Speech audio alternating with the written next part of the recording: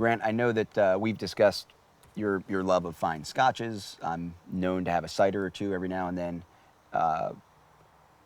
How do we deal with the question of preparation for personal defense when we're drinking alcohol?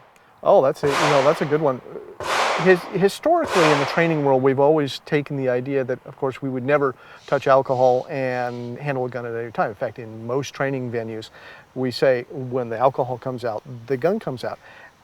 But we all know that we go out to dinner and maybe have a drink with it. We know we sometimes go out to a bar. We sometimes go to places where we're not drinking, but other people are drinking. And it does become an issue.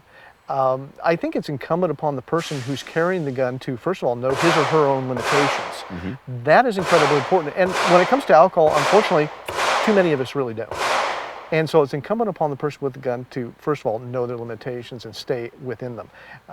It's very much like the person who's going to be the designated driver. If you're the gun carrier, you kind of need to be the designated gun carrier. It's important to understand that. Of course, obeying the laws. In some states, you can't go into a bar or a tavern with a gun. Now, in my state of Oregon, we can. It's not illegal, but it may be stupid. Here in the state of Washington, where we are today, it is in fact illegal to do. So you, of course, have to know the laws. Making sure that the people around you don't get silly, that's a big part of it, because we know a lot of interpersonal conflict comes as a result of inebriation and people doing things that they probably shouldn't be doing. Keeping a handle on that, if they're your guests, you should probably be responsible for them and guide them so that they don't get to the point where they might do something stupid or might do something dangerous.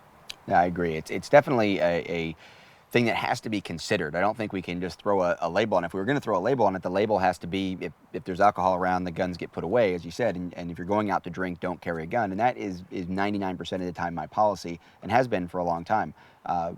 I am perfectly capable of defending myself under a lot of circumstances without a firearm. And if I choose to drink, I'd rather do that without the burden and responsibility of being armed at that time.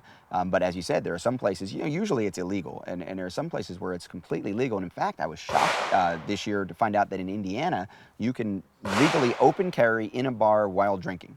And saw someone doing it and was astounded that they were making that personal choice and that setting that kind of representation for the gun community. But aside from the politics of it, I think common sense has to prevail. And I like what you said about comparing it to drinking and driving. I think that's a great place to start. If you wouldn't drive a car, you certainly shouldn't be carrying a firearm. I agree.